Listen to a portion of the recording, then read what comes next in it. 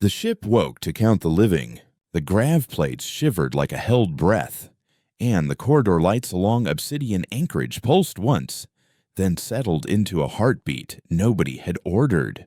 I tasted metal on the air, a penny on my tongue, and the recycled breeze carried a faint note of burnt cinnamon from the coil heaters. On the bulkhead beside our docking sleeve, an old sigil, 3 concentric squares pinned by a single vertical tally, floated up through layers of paint that should have smothered it decades ago. Inside the wall, arrays slept, but not deeply. They were listening for someone who knew how to knock. "Don't grin at it," Rook said, rubbing his forearms through the smart fabric of his sensor jacket. He always got goose flesh when the station hummed. "Makes it think we're eager." "I'm not eager," I said. "I'm respectful. You're both lying," our ship mind said through the sleeve speaker, voice pitched to sound like a careful friend. "Mara, your heart rate is 32 beats over baseline." "Because the dockmaster turned off the bay camera," I said. "That's a confession." "Or a prayer," Sarah Cade murmured. "Legal officer and our nominal conscience." She turned the ring on her finger, letting the light pick out the scratched words at its edge.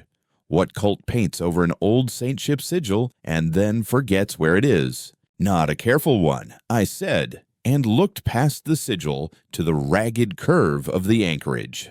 The place had been a repair yard when the Dyson lattice was new and arrogant. You could still see the ribs of it reaching toward the hard, bright dot of the parent star, and the faint, broken threads of habitat rings scattered like spider silk in wind. Somewhere in that clutter, locked inside magnetized vaults and polite lies, sat a relic ship that had slept through empires. The hum in the walls was its dream bleeding through. Power line. The law only works if someone remembers how to read it. Our shuttle smelled of citrus cleaner and old sweat when we stepped back through the sleeve.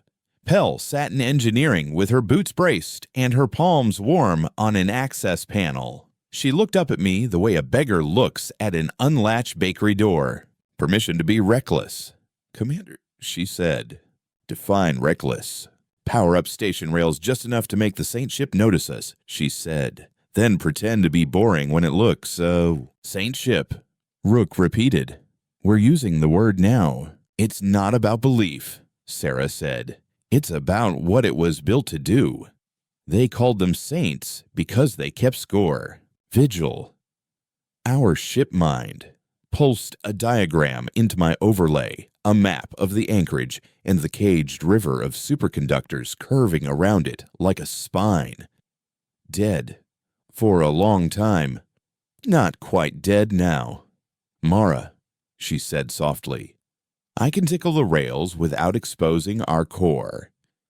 The station will notice. The trespassers will also notice. The sun scavengers," Rook said, spitting the name softly. "They've been chewing the bones out here for years. The governor says they're licensed recyclers. The governor fears what wakes."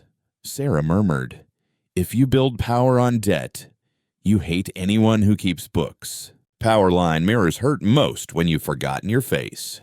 We lit the rails by degrees. The first flicker was a whisper between coils. The second put a thin shiver into the deck that ran up my spine. Rook winced and swallowed. The third screwed the station lights into a slow, thoughtful brightness and bled a pale line across the sigil on the wall. The tally mark lengthened like a sundial shadow. Civilians moved under us, tiny against the vast curve of hangar doors and scaffolding.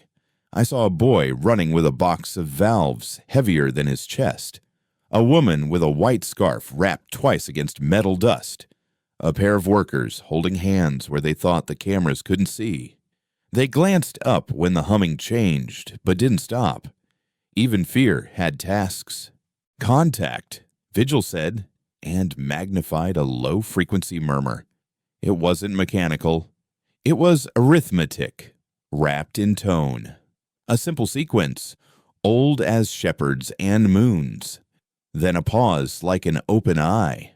1, 2, 3, 5, 8. Don't say 13 out loud. Sarah said, low. Prove you know it without showing off. Pell laughed, breathless. Teach me to whisper math to a god. I'm not fond of the word god, Vigil said, but I would accept auditor. The sequence shifted. It asked us to step close, then stop, then step back. Like a dance meant to show we understood boundaries. I moved my hand to the wall where the sigil's paint bubbled. I didn't touch it, because the ship had asked us not to. By phrasing, by pause, by tone. I nodded to the air. Sarah nodded back. The hum deepened. The tally on the sigil burned a little brighter. Not approval, exactly. Recognition. Power line to teach well is to show your own ledger. Shift. Rook said, 2 degrees port, -11 radial. There's an echo we didn't have before. We eased the shuttle along the rail. The engineer decks below flickered like fish scales in a cold river. The echo Rook had found grew into the outline of a hull nested between 2 dead dock arms. Not large by modern standards. Broad-shouldered, blunt-nosed, with a spine of cylindrical drums for long burns. Its skin was black ceramic, cratered by dust strikes. Across the bow, the sigil repeated in relief, shallow enough to miss if you weren't looking. The Saint ship's name wasn't written anywhere. Then the light harvested itself and made the name visible by absence, like rain exposing a path. Ledger of Dawn. Sarah exhaled.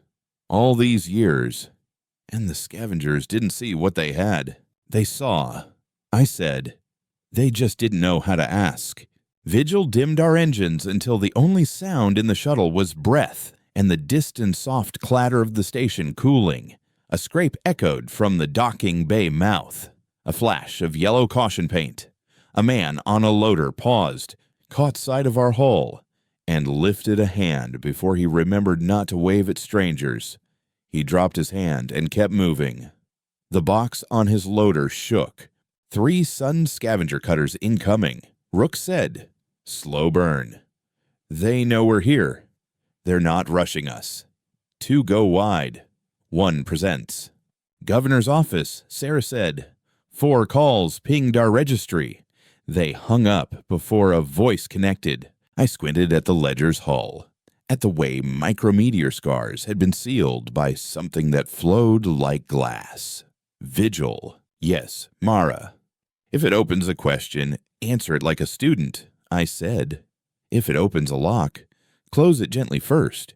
I will try, she said, and sounded pleased.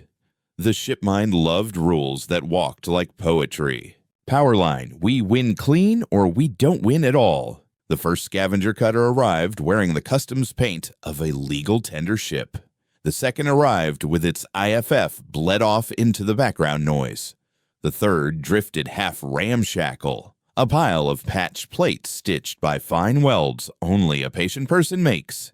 They hailed on open crosstalk, voice like held laughter. Welcome to the yard, the voice said. We can help you catalog your claim. Sarah toggled transmit. This yard is under the jurisdiction of Orphean Common Law 12. We're here to... Of course, the voice said smoothly. We're licensed under 12. Send your bond scan. We'll affix the lien to... No, lien, Sarah said, sharp. No bond. We're here to open the ship's own register under Saint ship rights. That's a myth. Advocate, the voice said. And myths don't pay dock fees. We'll pay in precedence, Sarah said. Then you'll pay in scrap, the voice said, and dropped off. Pell whistled between her teeth. They're going to try to shut the rails. They've got the station switchyard by the neck. Can they? I asked. They can try. Vigil said, Mara, the ledger is querying my name. It wants a title, not a code. Give it something honest, Sarah said, eyes on the cutters. I am Vigil of Second Docket, she said softly. And then to me, it accepted. It wants. Oh, what I said. Proof of custody, Vigil murmured. Not of the whole, of our own debts. Sarah's mouth curved. Of course it does. I can show accounts, Vigil said. I can show carbon allotments, power shares, salaries. It's asking for what we owe that we don't want to pay, Sarah said quietly. That's what custody means in old law. What we carry that carries us. I closed my eyes and saw the long ledger of all the mornings I'd chosen the clean fight over the successful one. All the hours I made Rook retest and Pell rewire and Sarah rephrase because the easy path would rot our teeth later. My tongue tasted of metal again.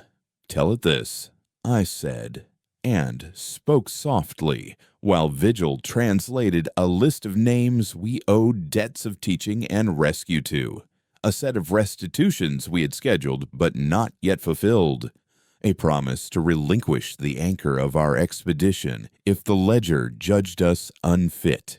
The ship's hum changed. It was almost like a joke at its own expense. Then, like a coin clicking into a fountain, we felt the ledger of dawn turn one eye open. Power line. The old powers don't want worship. They want witness. Station darkness rolled. For a moment, every lamp along the anchorage shivered to black, then returned with a brightness tuned to daylight as it was before the lattice fell. Work crews flinched, somewhere far down the ring.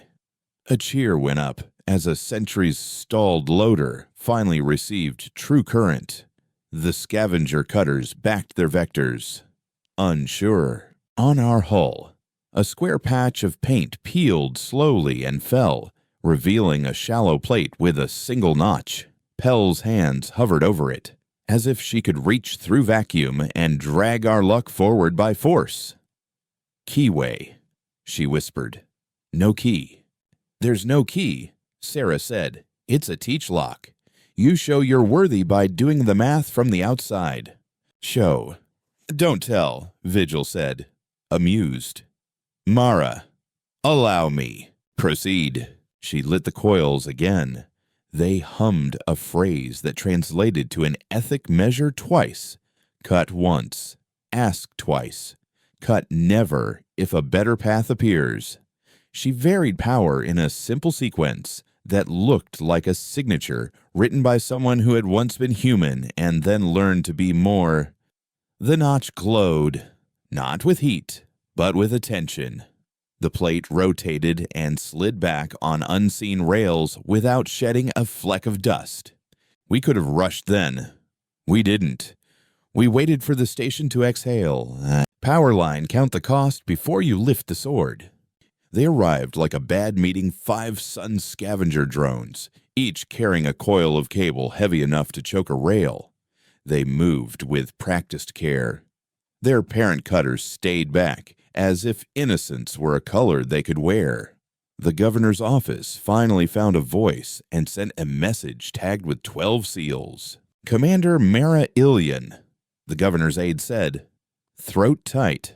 By authority vested, I order you to cease interference. The anchorage is a private concession. You're trespassing. Public law supersedes private license, Sarah said. By the very concession you cite. Clause 19, Sub 2. Relic exceptional. There is no relic, the aide said sharply. Rook put the aide's window to one side so we could see the ledger's internal cam feed, shimmering like a memory we were gently permitted. Inside, the ship woke in layers. The cooling fans turned first, breathing dust like a sigh. Then the number banks along both sides of the corridor slid from 0 to 1 to 0 again, as if reminding themselves of logic. A tiny bell somewhere rang once. No pious chime, Just a notification you have opened a sheet. Powerline, the ledger remembers, even when we pretend we don't. Vigil, I said. Ask permission to dock. Done, she said. It responded with Mara. It asked for witnesses. Civilians, Sarah said before I could. It wants untrained eyes who will see what it does, not what we tell them it does. Rook swore softly. If the scavengers get their hands on the witness pool, choose fast, I said. We used our cameras like hands. Pointing. Inviting. The boy with the heavy box of valves. The woman with the white scarf. The pair of workers whose hands were already entwined. An older dockloader who had the slow, careful stride of someone who has buried friends and learned to step around ghosts. A vendor with sleeves rolled to the elbow. Grease shining like varnish on her forearms. 6. Enough to be a crowd. Not enough to be a mob. Open channel, I said, and spoke to the station, my voice too loud for my taste in the anchored air. We are opening a ship that keeps books. We will not take without accounting, and we will not close doors you use. If you want to watch, you will be on the record. If you want to object, you will be heard on the record. If you want to interfere for profit, you will be measured on the record. The pause that followed was full of breath and old fear. Then the white-scarfed woman said, Where do we stand? By the sigil, Sarah said, but not touching. Power line. Public eyes are armor against private knives. The scavenger drones reached for the rails. Rook, who loved sensors like other men loved music, slid decoys into their path signals that looked like switches, heat that looked like hands, force that politely diverted without bruising. The drones hesitated, reevaluated, and then went for a different grip. Third gambit, Pell said, and tapped a screen with the edge of her nail. They'll try to flood the governor's feed with bogus safety flags, so he panics and blames us. Let him? Sarah said. Panic documented is leverage later. Dockmaster is patching through, Vigil said. He's sweating. I could hear it in his voice. We have orders, he said. I am personally liable for damages if I let you. Stand with witnesses, Sarah said gently. You are safer with us than alone. Powerline when in doubt. Stand where the record is kept. The ledger accepted us that hour. It did not open its whole body. It unfurled a corridor in a round room with benches grown into the walls, each bench with a slot where a slate might live. Rook sniffed. Because the air smelled of old paper and fresh rain, despite the vacuum and the centuries. Vigil threaded her voice into the room through a brass plate at the center, not to fill it, but to match its tone. Welcome, the ship said, not in a human voice, but in a cadence that translated as patience made audible.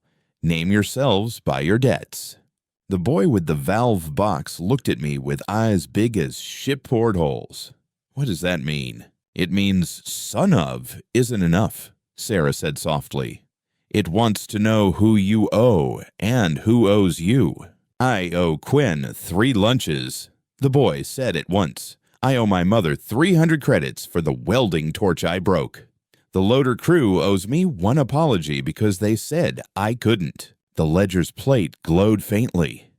The tally on the wall echoed the glow. The boy smiled, bright as a lamp finding true current. The governor's aide choked on something that might have been outrage. This is a farce, he said. This is jurisdiction, Sarah said, and her voice had iron under flannel. Watch, and learn if you can. Powerline names are polite debts are true. We began the ritual of teaching, not sermons, demonstrations. Pell brought out the cracked casing of a rail joint and held it up like a teacher lifts a fossil.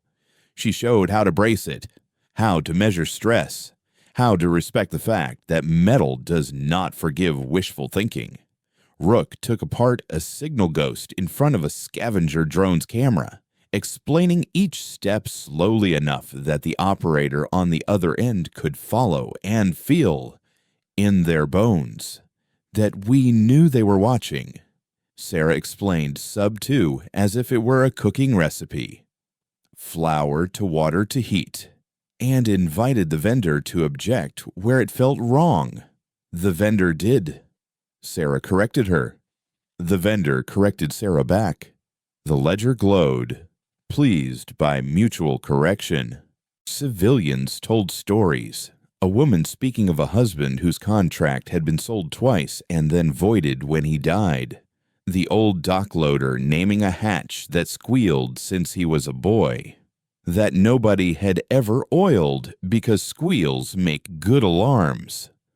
A child describing the way a piece of paint flakes when you rub it, and how different that is from rust. Powerline, listen until you can count what you hear. The scavengers tried a reasonable voice. A woman in a clean suit with a grim mouth arrived in our channel. The saintship is an accounting device, she said. We can help you stabilize it. Without our hardware, you risk a power runaway. You mean the runaway you plan to trigger and then fix? Rook said mildly. Heroism at a fee. Our fee is lower than your ideals, the woman said. And that was almost honest enough to admire. Sarah took a breath. Send us your license, she said. Show us clause by clause where your right to this yard supersedes public relic code. The woman smiled like thick ice. Thin water under it. Send us your docking fee and your bond. We'll show you everything.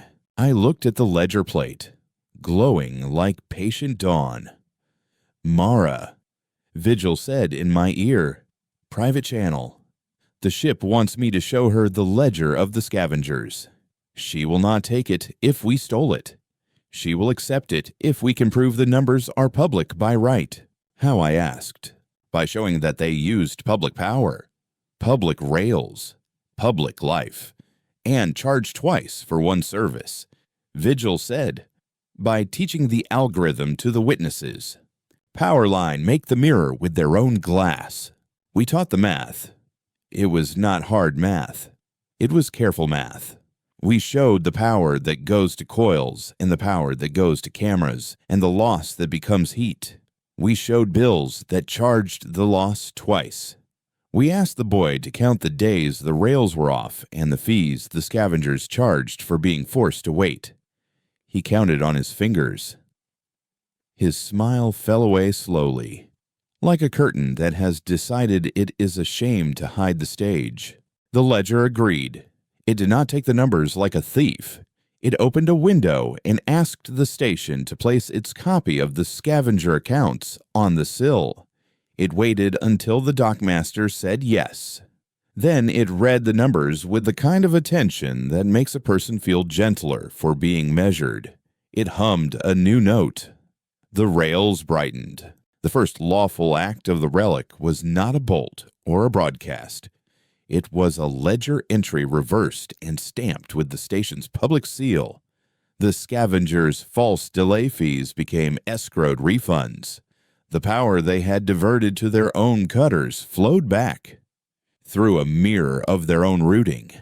Lighting lamps they had kept dim for price. The station's arc lights flared.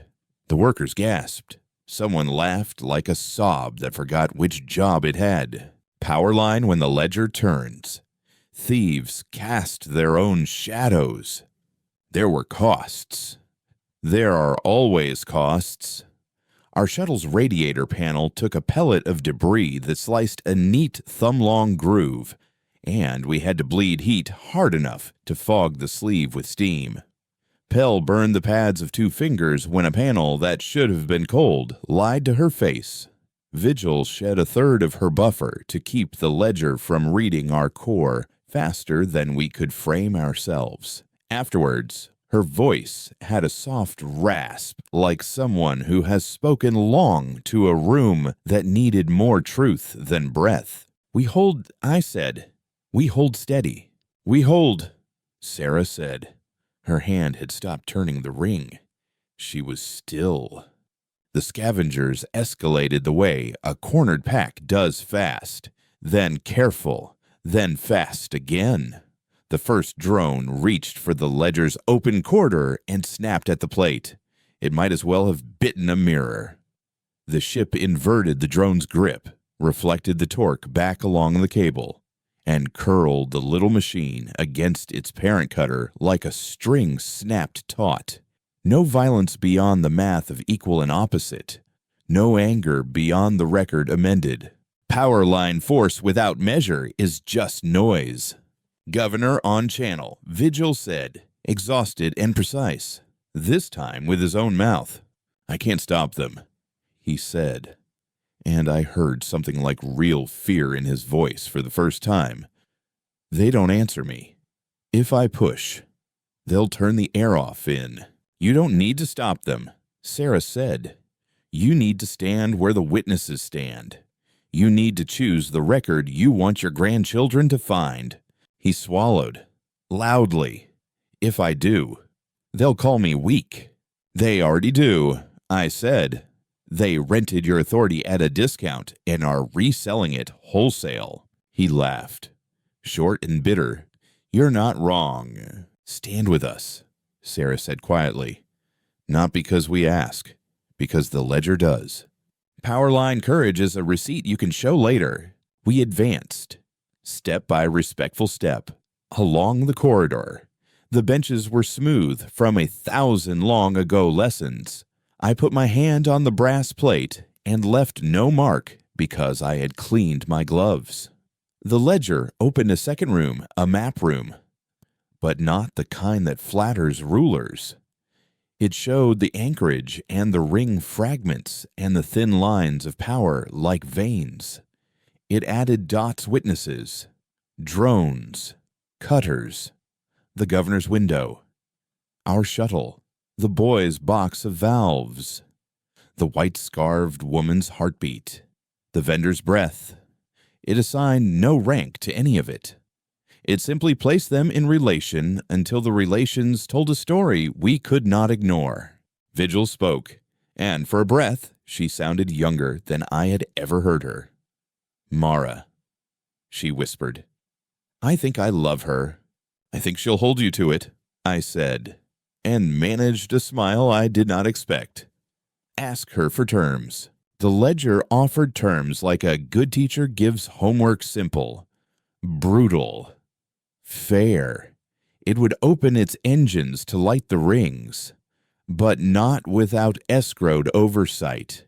It would not burn more than the station could sustain without melting habits we needed. It would accept the governor's seal if the witnesses co-signed. It would keep accounts daily and publicly, and any man or woman could read them, but none could alter them without showing their hands. Powerline the future is just an audit we haven't started. We took the terms, the governor, to his credit, read them with his jaw set and his eyes wide. The white-scarved woman corrected a comma that changed nothing and meant everything the line between shall and should that cowards hide behind. The boy smudged one edge of the plate by accident, and we all had to laugh. Gently, because gravity would always be stronger than ceremony. The ledger glowed, and the tally mark on the wall lengthened by the width of the boy's smile. Rook cleared his throat. "Two cutters spooling weapons," he said. "Low energy clubs. They want to break windows and blame the vacuum. Let them swing," I said. "We'll show them their own wrists." We fed the coils a little encouragement. The scavenger's first swing hit a window that was not a window, but a projection of the window's costs. And the club bounced, with the humble clap of error met by its own bookkeeping. The second swing aimed lower, at a worker's lunch hour and a child's quiet nap and a dockloader's old knee. The ledger moved like water and like math, accepting the blow, moving the force through rails built to bear it, and warming 1,000 cups of tea by an extra degree. Power line if you must fight. Fight like an accountant. There were more costs. A microfracture along the corridor's left seam hissed once and made Pell swear and Sarah close her eyes very briefly. Rook's left ear went ringing and would not stop for hours. A small price that felt immense because it came from an honest place. Vigil dimmed further, and I felt the edges of her mind like a bruise against my own. "Mara," she said, quieter, "I can hold, but not forever. The ledger asks me a question I need time to answer." "What question?" I asked. "What we owe our enemies," she said. "Not in mercy, in accuracy." Sarah looked at me, and I looked at the map where the cutters hovered like stains you scrub and never entirely erase. "Teach them," I said. "Teach the cost of what they're doing. Put it on the wall. No adjectives. Just numbers. Power lines sometimes just showing the bill is enough." Vigil labored. On the far wall, numbers flowed. Power stolen. Power returned. Labor delayed. Labor paid. Heat bled. Heat saved. Lives shortened by bad air. Lives lengthened by honest rails. The figures wore no judgments, but the ones the witnesses gave them. The scavengers watched. And for a very small time. One vector wavered. The grim-mouthed woman came back to our channel, not smiling. "You're going to make this place unprofitable." "Yes," Sarah said gently. "You call that justice? We call that survivable," I said. "Powerline profit is a tool. Ledgers are a language." She cut the channel. She didn't need it anymore. Her cutters edged closer, the drones fluttering like hungry metal birds. The Ledger of Dawn opened one more door. Not the engines. Not yet. A storage hold with a rack of slates. Each slate already had a name. Names we had not spoken. Names of people we had not met. Names of debts nobody had expected to admit.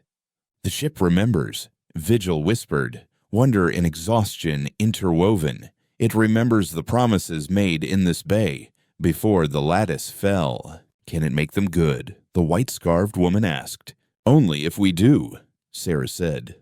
"That's what ledgers are for. Powerline the ship teaches by numbers and remembers by ledgers, never by collars." The scavengers made their large mistake then. They tried to jam the record. They flooded the channels with noise labeled emergency. Emergency. Emergency. Hoping to drown witness and math alike. The ledger did not shout them down. It lowered its own voice until silence made the emergency obvious for what it was, a man screaming to mask the sound of his own locks being picked. Rook smiled a little, fingers dancing. "They're not going to like the mirror. They never do." Sarah said. We tilted the rails, and the mirror formed. Their noise fed back along their roots. It met their own recordings and turned into a loop that caught their signatures like fish in a clear net. The station heard not our voice, but theirs, laid over their own false alarms like a hand on a hand. Powerline, the mirror is mercy. It saves you from your next lie. Our heat margin dropped. I felt it in the ache under my fingernails, the way cold settles there and pretends to be noble. Pell's breath fogged her faceplate. Vigil's voice was a whisper wrapped in gauze. "We can hold," I said. "We can hold long enough." For what Rook asked softly, eyes on the cutters. For the governor to choose, Sarah said. For the witnesses to understand. For the ledger to finish waking. We stood in the map room with the slates that had our future written faint as chalk dust. And the room smelled of rain that wasn't there, and paper that never would be again. Outside, the anchorage turned slow as a court's patience. The boy with the valves had fallen asleep on his feet, leaning against the white-scarfed woman's hip, She steadied him with a hand and did not look away from the numbers on the wall. "Power line, hold the line until the quiet becomes loud." The governor spoke at last with his own mouth and his own name. "I stand with the witnesses," he said, "by my seal and by the light in my house. If you make me poor where everyone can see why." Sarah closed her eyes. The ledger chimed a single small bell. The rails warmed by a fraction.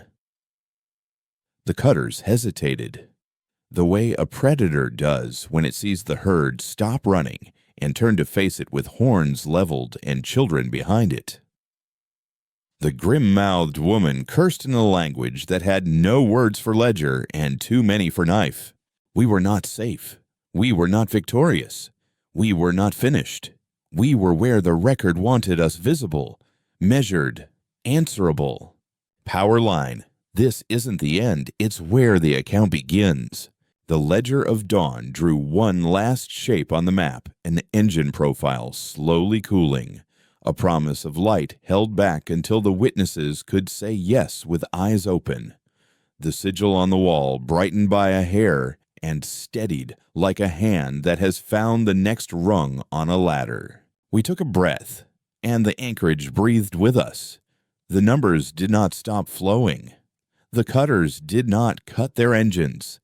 The station lights did not flicker. The boy did not wake, because nothing in that moment deserved fear more than sleep deserved itself. Terms accepted, Vigil asked the ledger, voice almost gone. The plate warmed under my glove. The tally waited.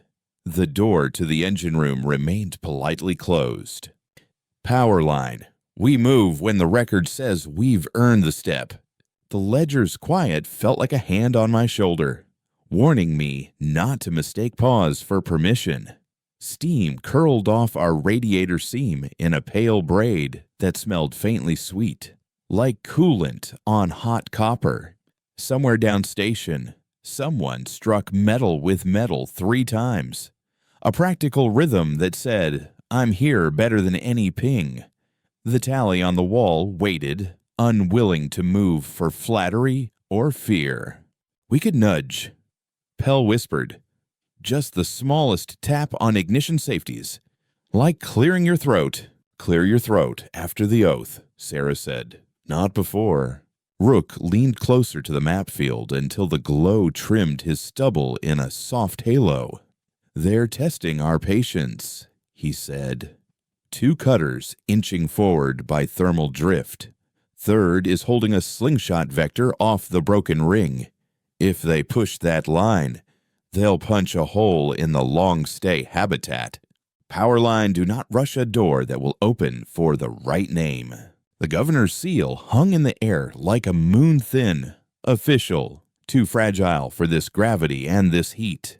He tugged at his collar, sweat dotted his upper lip like dew that had gotten embarrassed. "My counsel wants me to rescind," he said. "They say I can claim emergency powers." Emergency from what Sarah asked. Public light, your concession buys no shadow wide enough to hide a star. He flinched, but not away. He folded his hands into the old, untrustworthy comfort of authority and refused to use it like a cudgel. "We proceed," he said, "by witness, by line." The boy woke with a small jerk that rattled the valves in his box. He blinked the sleep from his face and stared at the wall of numbers like they might offer him a place to stand that wasn't a job or a debt or a dare. "Can I read one?" he asked. "You should read 3, Sarah said, "and ask 2 questions for every answer you think you have. Power line questions are the tax you pay on certainty."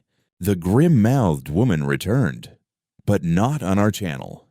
She spoke to her crews like a captain who had learned leadership by subtraction.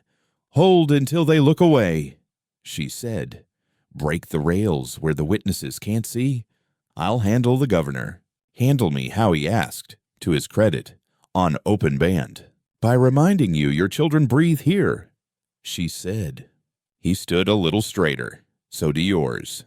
He replied, and for a moment, I saw the introduction of a different future strain itself toward birth. Vigil scraped her voice together like coins counted twice. Marge, she said, the ledger asks for a demonstration of stewardship beyond arithmetic. She wants to know if we can keep a promise that costs us. What promise, I asked. That we meant it when we said we would relinquish our anchor if unfit. She whispered. She wants to see if our hand lifts when the record says, let go. I tasted the penny tang again, metallic and moral. If it comes to it, I said, we let go. Sarah's jaw tightened. Rook didn't look away from the vectors. Pell blew out her cheeks and nodded as if she were agreeing with a recipe for bread that would be good if we could afford flour. Powerline, you cannot keep what you won't risk losing. The cutter shifted again, gentle, then greedy. The slingshot vector swelled into a sly shove, a pretend accident disguised as orbital inevitability. Rook's fingers flicked and drew a dotted path across the map. If they nudge that ring shard there, he said, it'll scythe through the water cisterns. Not enough to kill. Enough to strip the station's independence for 2 seasons. They want dependency, Sarah said. It's an old trick with a new coat. Counter, I asked. Teach the ring to say no. Pell murmured, wide-eyed at her own audacity. We give the shard microthrust from the rail's residual fields. Just enough to miss. No one gets to call it sabotage if it looks like the ring missed us because the ring was smarter than they thought. Vigil's exhaustion warmed into a thin thread of delight. Permission to write a polite refusal into the dead lattice, she asked. Permission granted. I said, write it like a letter to someone you respect. Powerline, a gentle no lasts longer than a loud yes. We bled current into the shattered girders, tiny pulses that made my teeth hum.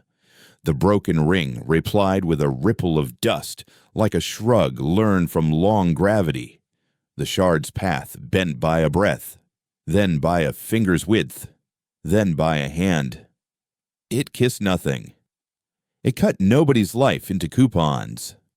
The grim-mouthed woman swore off-band, but the microphones loved language and carried it to us anyway.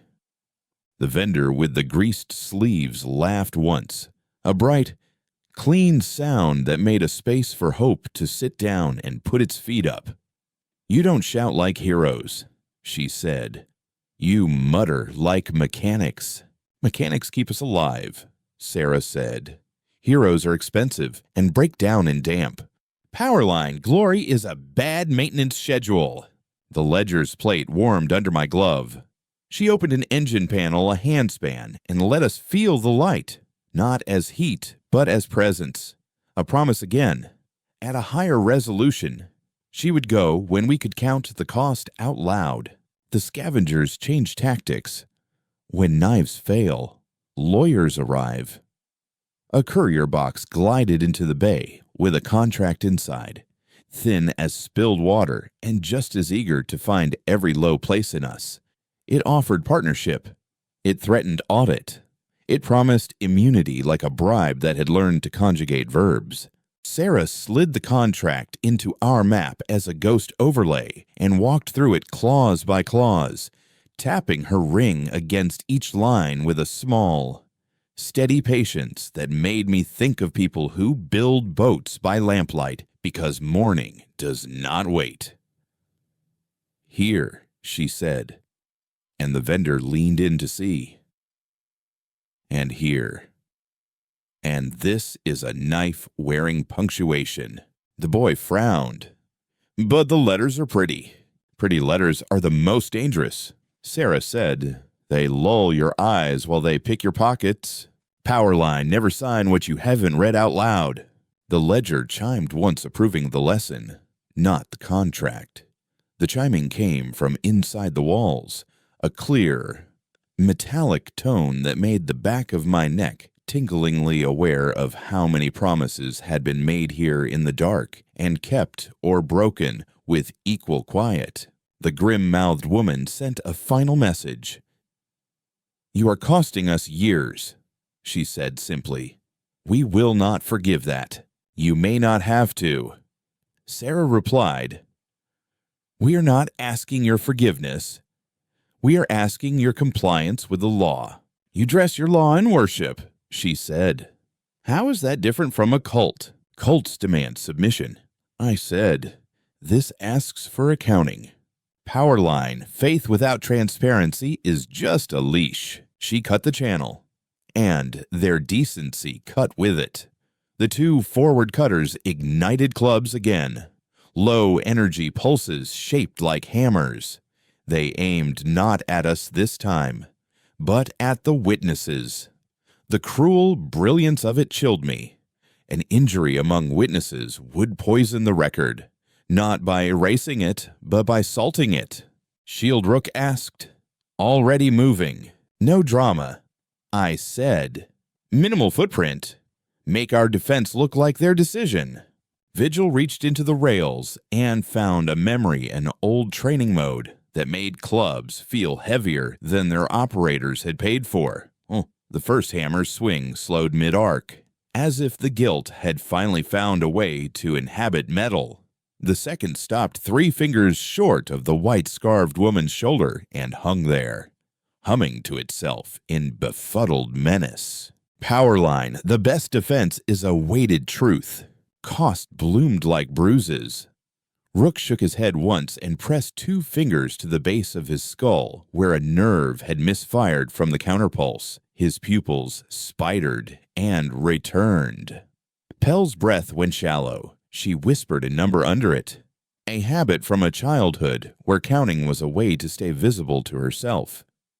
Vigil's voice dimmed again. "I can hold for 6 minutes at this intensity," she said. 5 if they start cheating smart. "They will," Sarah said. "They know how. Then we finish the homework in 4. I said, "We called the station to witness the cost." The governor, pale but steady, summoned his accountants, not the men who sold him concessions, but the women who made sure the air traded for nothing the children needed. They read the numbers with hard mouths and nodded once, as if pain had introduced itself politely and been offered a chair. Powerline put the pain in the minutes, then it has to be answered. The ledger moved. Not much. Enough. The engine room door opened another handspan, and the smell of hot ceramic and old vacuum spilled around our shins. A blue-white line crawled along a manifold like a dawn that had found work to do. "Term," she whispered through the plate. "Witness co-signature. Escrowed oversight. Audit trail immutable. Restoration before expansion." "Say yes," the vendor breathed. "Quickly, before they change the question." Sarah looked at each face. Names and debts attached like honorable tags. "Say it out loud," she said. "All of you. So the record can hold you to it later."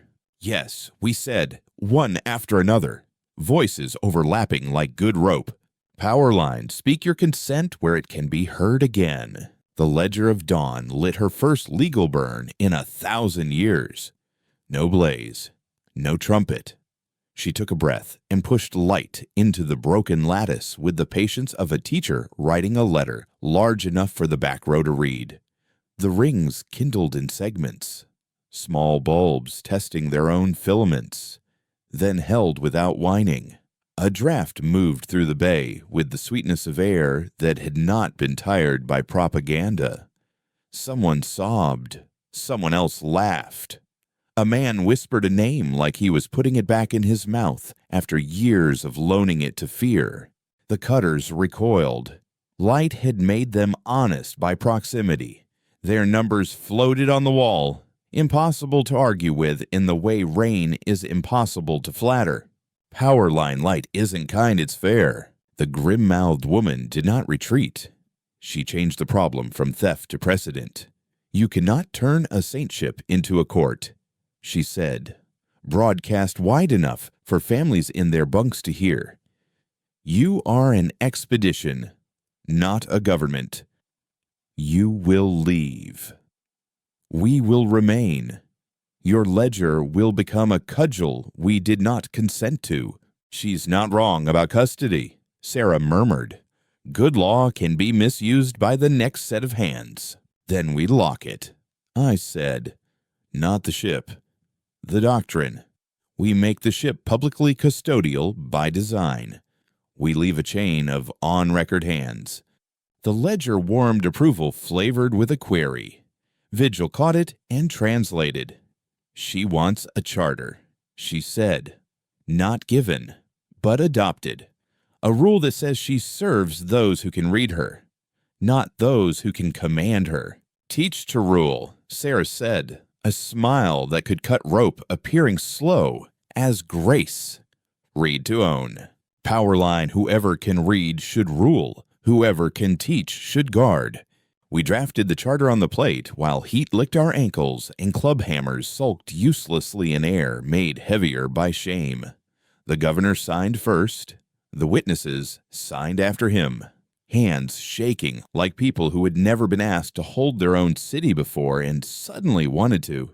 The vendor wiped grease on her sleeve and left a small thumbprint that looked like a comet. The boy drew a crooked line and then wrote his debt beside his name on purpose, as if he wanted to inoculate his future against forgetting. Sarah read the charter aloud. Vigil recorded. The ledger accepted with a soft click that sounded, absurdly, like a library drawer closing.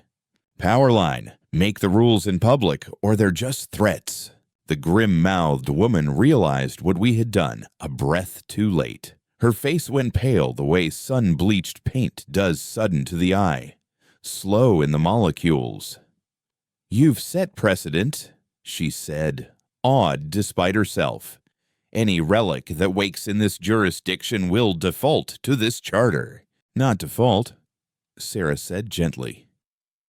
Invite. She invites by demonstration.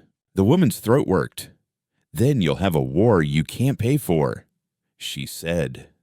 Every legalist and every looter will come to rewrite your rules. Let them come with their readers and their teachers. I said, we will flood the room with witnesses. We will make it too bright to lie cheaply. Powerline, if a war must come, make it a war of reading. Costs pressed again. Harder. Vigil shuddered. A soft feedback hiss bled through her vowels like sand and apology. Rook steadied himself with a hand on my shoulder, his fingers trembling in a rhythm I did not recognize and did not interrupt. Pell's burned fingers had blistered. She tucked them under her arm and kept working with the leftover competence of pain. We need a pressure bleed, she said. Manual. Outside. On the spine. The automatic valve is jammed. Rook can't do it. I said. Neural buzz. I'll go, Sarah said. I stared at her. Your counsel. I am also crew, she said. Voice soft as cloth and hard as the loom that shapes it. And you need your hands inside. You're not rated for EVA in this gravity. Rook protested. I am rated for doing what the record requires, she said, and smiled without heat. Powerline titles matter until the wrench needs holding, she suited. Her hands shook once when the glove seals hissed, then settled as if purpose had found the nerves and taught them a slower grammar. Vigil whispered a path into her ears that avoided the slickest frost, the loosest screws, the rods that liked to twitch. The bay door opened its mouth and let her out into the long, tidy hunger. I watched her boots find holds on the spine.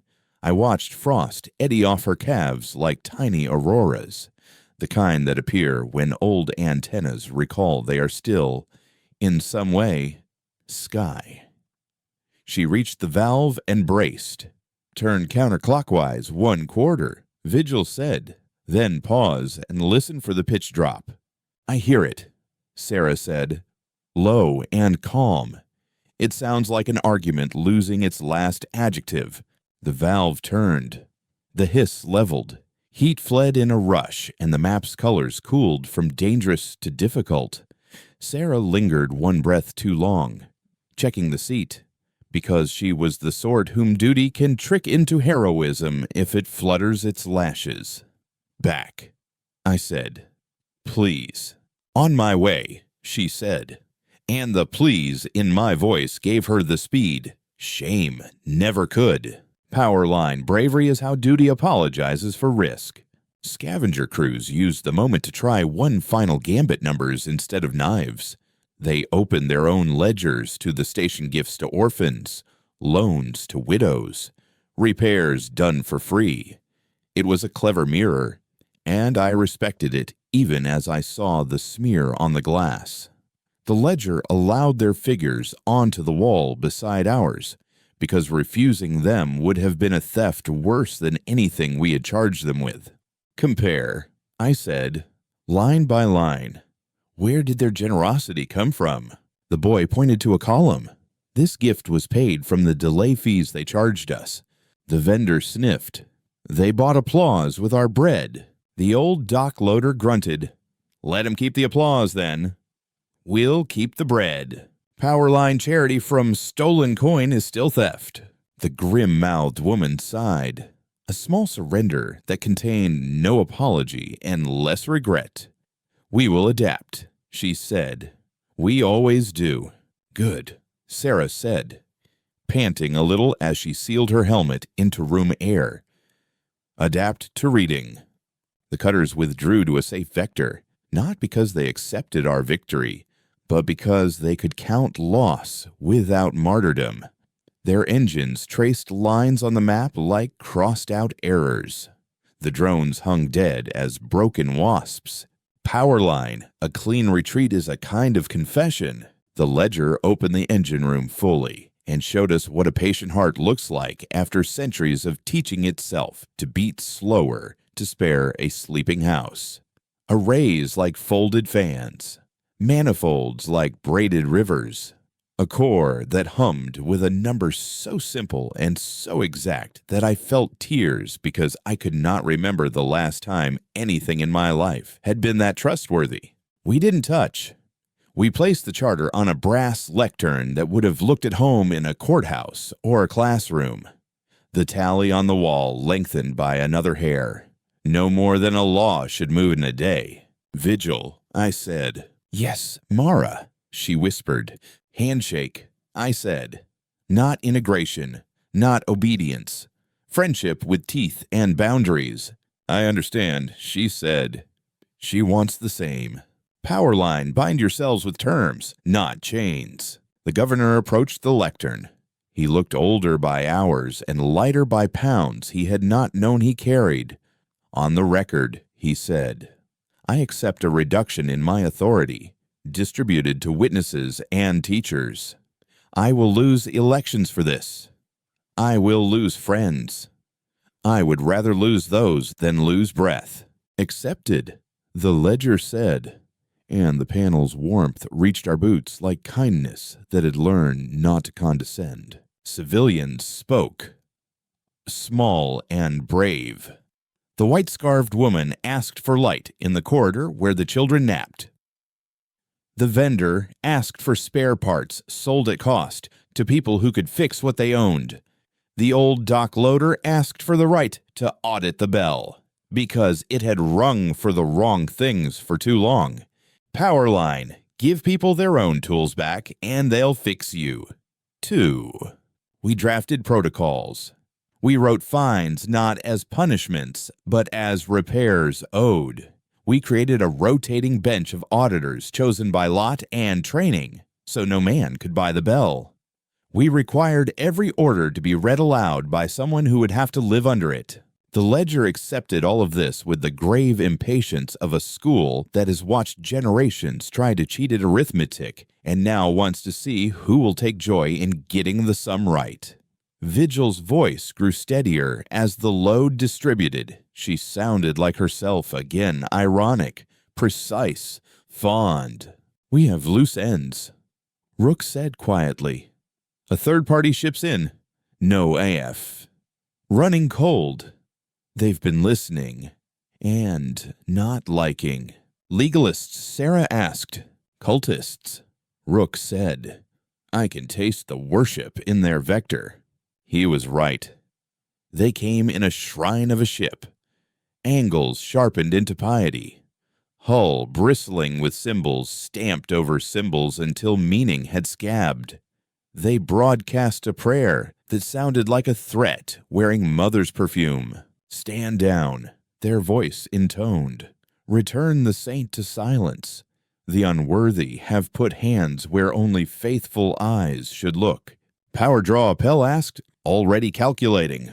"Low," Rook said. "They expect submission. They have knives at the ready in case faith fails." The ledger dimmed her manifold's glow to polite. Vigil whispered she will not answer worship with contempt. She asks us to teach again. Power line argue with cults by counting, not cursing. We invited them to witness. They refused. We invited them to audit. They refused. We invited them to read the charter. They mocked. So we showed them the cost of silence graphs of mortality when lights dim for price. Columns of hours lost to waiting for a permission that never needed to be asked. Lists of names that had become dates without anyone writing the why. We did not raise our voices. We raised the contrast. The shrine ship wavered. Not the captain, who had married his authority in a ceremony witnessed by fear and inertia both, but his crew, who had brought their hands to worship and found themselves clutching dull knives. "Let them aboard," I said, 2 at a time, unarmed. "Let them see the plate. Let them speak their debts. If their debts are only to a symbol, we will show them a symbol that reads back." Sarah arched an eyebrow. "Risk." "Yes," I said. "Power line risk is just cost with the sign shown." 2 came. One was older than the charter by a faceful of weather. One was young enough to still believe that hunger could be heard by those who ate. They entered stiffly, as if the air were judgment. The older one spoke first, reciting a creed like a student who had learned a poem for a grade. The ledger glowed its patient light and waited. "Name yourselves by your debts," Sarah said softly. The older man's mouth folded. "I owe nothing," he said. "I am washed." "Then you are invisible to the record," Sarah said, not unkindly. "Come back when you have returned something you stole, or admitted something you broke, or forgiven something you were owed." The young one swallowed. "I owe my sister an apology," he said, eyes burning. "I took her share because I wanted it more." The ledger warmed. The tally moved. The older man shook. The shrine ship's captain frothed on the band, furious and suddenly, terribly afraid. Power line, purity that owes nothing, is just a mask over cowardice. The shrine ship raised its knives, because the only answer a man of unexamined certainties knows is cutting. We refused the duel. We offered arbitration. They laughed. We offered mediation. They spat. The governor offered jurisdiction. They threatened martyrdom. "Let them try," Rook said softly. "We can count martyrdom, too." They lunged with a spear of coherent light so tight it made math weep. The ledger stepped aside like a teacher avoids a child's tantrum and let the spear dash itself on a mirror of its own focus. The beam tunneled into the shrine ship's shadow and wrote their names on their own wall. Not an explosion, a signature. The crew cried out, because seeing yourself written without your permission is either violation or rescue depending on what you plan to hide. Power line, when you write in light, make sure it's legible to yourself first. They broke. not into flight, but into arguments. The captain demanded sacrifice. The crew demanded audit. Their knives dulled because numbers had entered the room and refused to leave. They withdrew under a flag sewn from new cloth: apology not yet spoken, compliance not yet taught, curiosity like a bruise they took home to press in private. The anchorage exhaled. The rings brightened again. Not much. Just enough to push another corridor's bulbs past their sulk. Children cheered in distant audio. A kettle boiled. Someone sang a work song with its missing verse put back. Powerline Peace arrives quietly and asks for a cup of tea. We wrote the precedent. We carved it not into hull, but into habit. The charter declared any relic awakening within the anchorage's light shall, upon lawful petition by witnesses and teachers, adopt a public ledger of acts and costs. No private license shall claim primacy over the relic's teaching function. Engines shall light restoration before expansion. Auditors shall be chosen by lot and trained by those they audit next. We added the clause Sarah loved no caller, no king-only readers, and the taught. Vigil signed as mind and friend. The ledger stamped with heat, not hot enough to scar, warm enough to remember. The governor sealed with a ring whose edges had cut his own skin more than once and would again. The witnesses added their names and their debts. The numbers slid into place like a song that finally found its last chord. Powerline precedent is a toolbox. Make sure everyone can get the lid open. Cost lingered the way honest work aches. Rook's hearing would be stubborn for days. He smiled anyway and learned to read lips for the sport of it. Pell's blisters turned glossy and began the ugly beauty of healing. Vigil slept, if that word can be used for a mind that dreams in audits, and woke sharper. Sarah's EVA suit would smell like frost and copper until the station sold enough soap to change it. None of us were unmarked. None of us wanted to be. We prepared to leave the ledger in hands that had earned her more than our expedition ever could. We wrote the training schedules. We assigned the first auditors. We turned down 2 lucrative contracts to consult because I could not stomach selling what we had given away by oath. Powerline don't sell the map to a road you promised would be public. The grim-mouthed woman requested a meeting in person. She arrived without a knife and without a contract, which I respected more than any apology. She looked at the plate like a shoreline she would miss, even if she learned to love sailing away. "You've complicated my life," she said. "You're welcome," Sarah said. The woman almost smiled. "I will cut fewer corners because I don't fancy being on a wall again. I will also make less. My crews will leave me if I pay them less." "Pay them differently," Sarah said. "Pay them in predictability, in clean lungs, in not being screamed at by security for following orders written in fog." The woman rubbed the bridge of her nose. "You talk like I have time to make a better world." "You have time not to make a worse one," I said. "Start there. Powerline, some days the win is just not getting worse." We undocked with ceremony measured to an honest scale. No parade. No anthem. The sigil on the wall held steady, its tally neither demanding nor coy. The ledger's engine hum followed us down the sleeve like a mother kind enough not to cry until the door closes. The boy with the valves ran along the rail until the safety line tugged him back. The white-scarfed woman lifted a hand. The vendor shouted something about audits and tea. The old dock-loader nodded, which from him was a benediction with more weight than any religion we could afford. Powerline leave quietly so the work can be heard. We slid free and burned low, a polite departure vector that didn't jostle hatched plans or cooling arrays. Vigil stretched, a cat after a long nap. joints popping in code I found irrationally endearing. Rook leaned his head back and closed his eyes to listen to the engine like it was a song he used to dance to when dancing still felt like proof. Sarah sat beside me and didn't speak for a long time.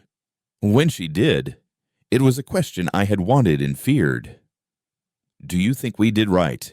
"I think we did what the record will thank us for," I said. "I think that's what right feels like. When you strip it of victory and polish. Power line right is what survives the minutes and the morning." Vigil cleared her throat, which she didn't have, and the sound made me laugh in relief I resented. "I have a request," she said. "Personal."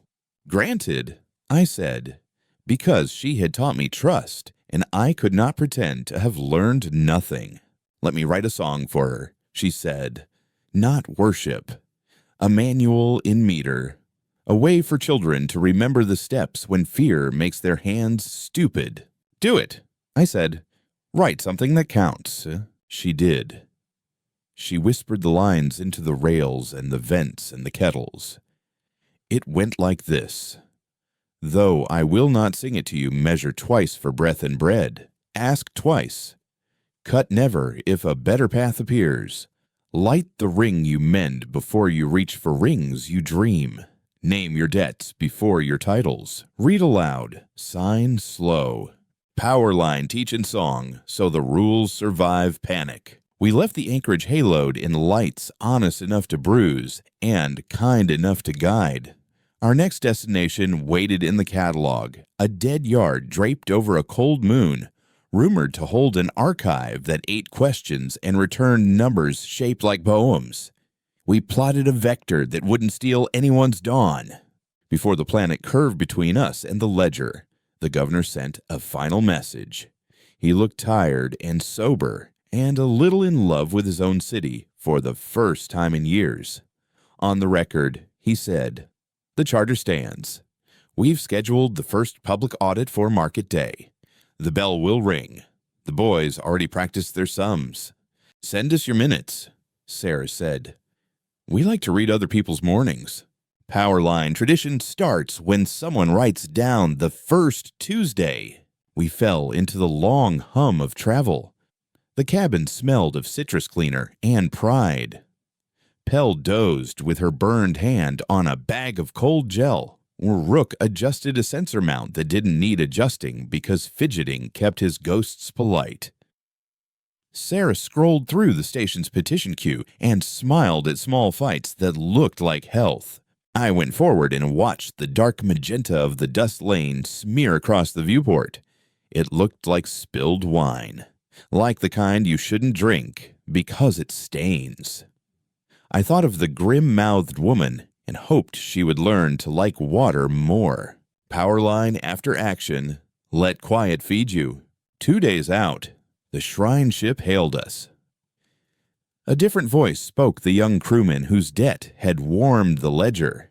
He stared at the camera like it was a mirror, and he had learned to love his own flinching. I read the charter. He said, "Twice." "I have questions." Sarah grinned. "Good," she said. "Our rates for answers are extortionate. Payment in audits and in teaching others what we teach you." The young man nodded. The link shook, stabilized. "Deal," he said. And somewhere behind him, a captain shouted a doctrine that sounded old enough to deserve retirement. "Power line win when your enemies ask for homework." We arrived at the Cold Moon Yard with our charter in our pockets and our heat margin still honest. The place had none of the Anchorage's fatigue. It had a difference in secrecy. Panels overlapped other panels until the walls had gendered themselves into armor. The air tasted of oil and the mint they used to hide it. The sigil here was different, a spiral of lines that almost met, then refused for reasons probably beautiful 1,000 years ago. "Archive," Vigil said softly, awe like a new blade in her tone. "Not ship. Ledger's sister." "New rules," Rook asked. "Old rules," Sarah said. Read aloud. Witness. Teach. We knocked. The door did not open. The wall hummed a question that translated to show me your unknowns. We emptied our pockets of certainty. We put ignorance on the plate. I said I did not know how to carry both mercy and schedule without making either a lie. Sarah said she did not know when a precedent stops being a tool and becomes a prison. Rook said he did not know why he loved the clean line of a vector more than the messy glory of a celebration.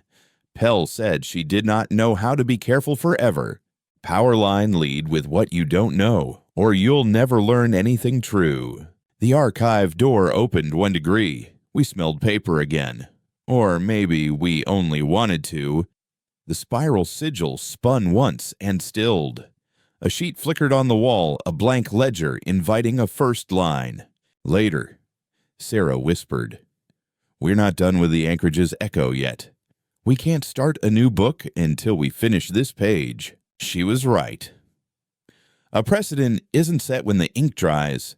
It's set when the habit does. We owed the ledger a dense, boring, beautiful month of minutes, audits, and market days. We owed the witnesses the courtesy of staying within easy radio to answer questions and to write songs when numbers balked. Powerline, revolutions fail without follow-through, be tedious on purpose. We turned back, not as retreat, but as stewardship. The return arc traced a deliberate semicircle in the traffic map, a visible promise to anyone watching that expeditions can choose loops over lines. On approach, the light of the anchorage had changed, not brighter, not dimmer, but steadier. The bell rang 3 short notes, then 1 long, like someone had taught it a new language without breaking its old mouth. Children's voices threaded the air. Someone had painted the sigil in 3 places where no one could pretend not to see it and left a space beside each for tally marks. We docked to applause we hadn't earned yet. You never earn applause. You borrow it from the future you promised to try for. The bay smelled of tea and ozone. The governor had lost his collar. He looked like a man who had remembered he had a neck. Powerline returned to the scene of your own principles. The first public audit was a chaos that I loved the way a mechanic loves the sound of a good engine coughing itself toward idle. People shouted over each other in the way honest neighbors do when something important is at stake. The vendor threw a rag at a man who thought his money made his point louder. The old dock loader raised his hand and was called on and made someone cry by asking a question that was not about money. We stood back. We didn't referee. We answered when asked and kept our hands off the scale. Vigil whispered corrections into children's ears and let them claim them as their own. Sarah watched faces and wrote down names next to debts, not to punish, but to remember who cared about what and how to ask them next time. Powerline stepped back so others can find their feet. Midday. A message blinked onto the plate, the grim-mouthed woman requesting permission to present a correction to her own accounts. She arrived with 2 crew, neither of whom looked afraid of her anymore, which suggested she had done at least 1 brave thing since we left. She pointed to line items and said, "We stole here. We thought we were only taking what we needed. We were wrong." The room held its breath. The ledger did not. She stamped the admission. Converted thefts to debts. Calculated repayments as repairs owed, not coins extracted. And assigned the crew to teach 3 mornings a week in the school that had once been a warehouse. Powerline repentance is just math with witness. Rook elbowed me gently. "They're building something," he murmured, and pointed to the map. In a corner of the ring, crews were welding sheets into a room with windows. Not a church, not a court. A place where people could bring broken things and fix them together under the light, with ledgers on the walls and tea always on. Sarah leaned into my shoulder and, For the first time since we touched the sigil, allowed herself the luxury of an exhale that sounded like joy. A house of repair, she said. A precedent made brick. Power line build the room. Your rules describe. Evening smelled of hot metal cooling and bread that had learned its own oven. Vigil sang her manual under the bell, and someone harmonized by accident and then blushed, and then did it louder because embarrassment is just courage that didn't know how to dress. We closed our day with the plain miracle of a ledger blinking its last entry, 5 repairs, 1 refund, 7 questions answered, 2 deferred with explanations written in words a tired mother could read while stirring soup. The tally on the wall brightened once more, not to show off, just to make sure the next person could find the mark. I stood close enough to feel the heat radiating off the arrays and the cool draft sneaking under the plate. I pressed my palm to the brass and felt the texture of a century's worth of learning smoothing itself into something a child might call friendly. I thought of what we had started and what we had refused to finish too quickly. I thought of the archive waiting with its spiral, of the shrine ship's young man reading on a bunk that had once been a pew, of the grim-mouthed woman teaching a child how to count bolts without pocketing one for luck, of the governor sleeping with the window open because the air was honest again. I thought of debts, the ones we owed, the ones we had collected, the ones we had forgiven because keeping them would have cost more than they were worth. I thought of terms and teeth, of mirrors and ledgers, of coins we didn't spend because they were better as tools. I breathed, and the station breathed with me, and the ledger warmed my skin like a promise I intended to keep. Power line, end the day with a record you're willing to wake up inside. The sigil's tally gleamed once in the dim, a thin line longer than morning, shorter than pride, exactly the length of the work we had done together today. I set my hand down, felt the arrays tick as they cooled, and let the last light on the plate blink steady as a heartbeat. We would leave again. We would return again. We would make this boring, beautiful process contagious. We would teach, and we would be taught. We would count, and be counted. We would write, and be read. And we would keep the law in the only place it has ever truly lived, in the mouths and hands of those who must breathe under it. I took a final breath and spoke, not to the room, not to the governor, not to the witnesses, but to the part of myself that had always loved clean fights and was starting to understand patient victories. I will err, and I will amend. I will balance the book as far as my span allows. I will leave the ledger open where the light can find it, and I will stand in that light when it names me. I will not ask for worship. I will ask for witness. I will not wield the ship. I will keep the door. The law walks when we remember how to read.